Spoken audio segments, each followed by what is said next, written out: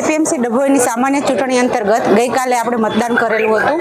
કુલ 94% મતદાન થયું હતું. એ પૈકી આજે મતગણતરી કરી છે. તો ખેડૂત વિભાગની 10 સીટમાંથી આજે 10 ઉમેદવારો વિજેતા બન્યા છે. 2 પેનલ હતી એટલે એ પ્રમાણે રિઝલ્ટ આપણે ઓફિશિયલી ડિક્લેર કરેલું જ છે. અગાઉ બિનહરીફ આપણે વેપારી વિભાગની 4 સીટો અને ખરીદ વેચાણ વિભાગની 2 સીટો ઓલરેડી આપણે બિનહરીફ ડિક્લેર કરેલી છે.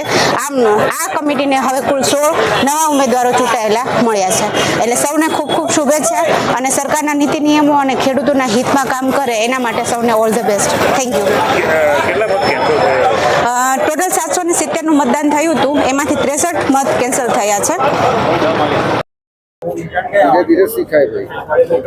ગઈકાલે જે ડભોઈ એપીએમસીમાં ચૂંટણી ગઈ એમાં અમારી ખેડૂત હિત રક્ષક સમિતિ પેનલ અમે ઊભી કરેલી હતી અને 10 ઉમેદવારોએ અમે ફોર્મ ભર્યા હતા.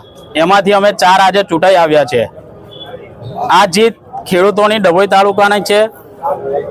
અમને ખેડૂતોએ જ ઊભા કરેલા હતા અને અમે પહેલેથી જ ખેડૂતો માટે કામ કરતા આવ્યા છે. કિસાન સંઘમાં પણ અમે છેલ્લા 8 વર્ષથી કામ કર્યા છે અને ખેડૂતોની વેદના અમને ખબર છે.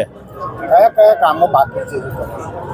વાયદો, વટાવ, ડાંગેરની તમામ, કપાસ, ઘણા બધા એવા પ્રશ્નો છે ખેડૂતોના કે ડભોઈ એપીએમસીમાં થતા જ નથી. તુવેરોની ખરીદી હોય, કપાસની ખરીદી હોય, એવા ઘણા બધા પ્રશ્નો છે જેને અમે સાથે રહીને કામ કરીશું હવે અને ખેડૂતોના પ્રશ્નોનો નિકાલ લાવીશું વહેલી તકે. ડભોઈ એપીએમસીને આજે જે ચૂંટણી થઈ એનું આજે પરિણામ આવ્યું છે. આજે 10માંથી ખેડૂત વિભાગની 6 સીટો ભારતીય જનતા પક્ષના ઉમેદવારો જીત્યા છે અને વેપારી અને મંડળી પ્રતિનિધિ થઈને 6 બેઠકો બિનહરીફ આવી છે. કુલ 16માંથી 12 બેઠકો પર ભારતીય જનતા પક્ષનો વિજય થયો છે અને આ રીતે પહેલીવાર એપીએમસીમાં ડભોઈ એપીએમસીના ઇતિહાસમાં પહેલીવાર ભારતીય જનતા પક્ષનો ભગવો લહેરાયો છે. હું જીતેલા તમામને અભિનંદન આપું છું. સાથે સાથે જે મતદારોએ આ લોકોને જીતાડ્યા છે એ તમામને અભિનંદન આપું છું. સામે હિતરક્ષકના નામે ખેડૂત પ્રતિનિધિઓ જ્યારે ચૂંટણી લડ્યા હોય, ખેડૂતોના હિતની વાત હશે ત્યારે તમામ ભેગા થઈને ખેડૂતો માટે કામ કરીશું.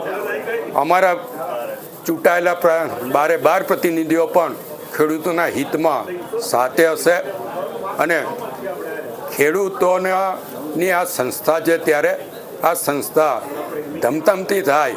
સરકારમાંથી જે કંઈ મદદ જોઈશે એ તમામ મદદ એપીએમસીને અપાવવામાં આવશે અને ડભોઈ એપીએમસી વડોદરા જિલ્લાની સૌથી મોટી એપીએમસી બને એ માટેના પ્રયત્નો અમારી ટીમ દ્વારા કરવામાં આવશે.